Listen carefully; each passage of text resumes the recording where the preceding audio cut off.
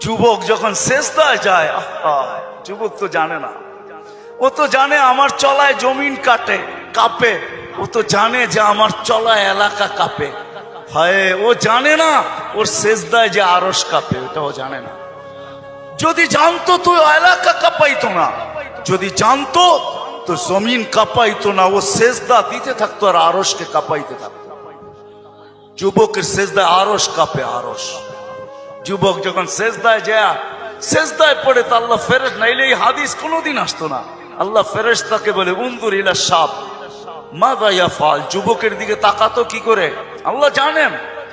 তো ফেরেশতা বলে জাআলা আজলাহু ওয়া মাজালাহু লিআজলিক, সবকিছু বিসর্জন দিয়ে আপনার কুদরতি পায়ে মাথা ঠেকায় দিয়েছে। তা আল্লাহ বলে হাদা আবদি হাক্কা, এ আমার পারফেক্ট বান্দা, ইন্নী উবাহি বিহিল মালাইকা, তোমাদের উপরে আমি একে নিয়ে গৌরব করি।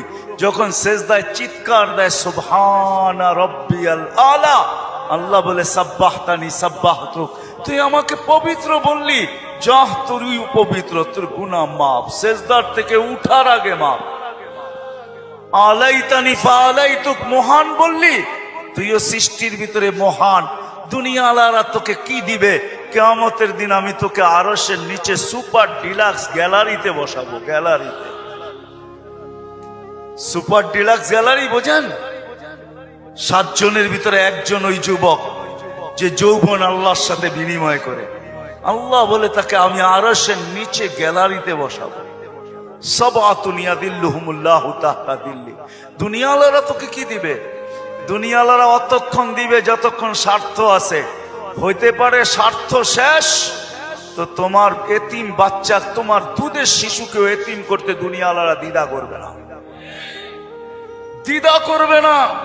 তোমার নববধূকে বিধবা বানাইতে দুনিয়াওয়ালারা দ্বিধা করবে না। অতদিন তুমি চামচ, যতদিন তুমি বোঝেন। রাগ হয়ে গেলেন?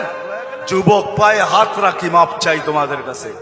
অতদিন তুমি দুনিয়াওয়ালাদের কাছে দাম পাবে যতদিন তুমি চামচ হবে, চামচ।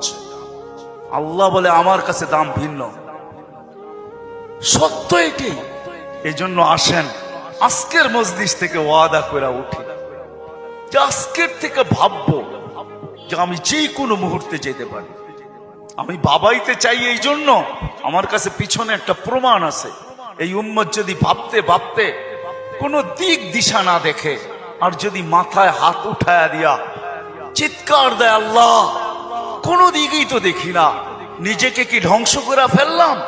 এটা মুখ দিয়া উচ্চারণ করতে দেরি। আল্লাহ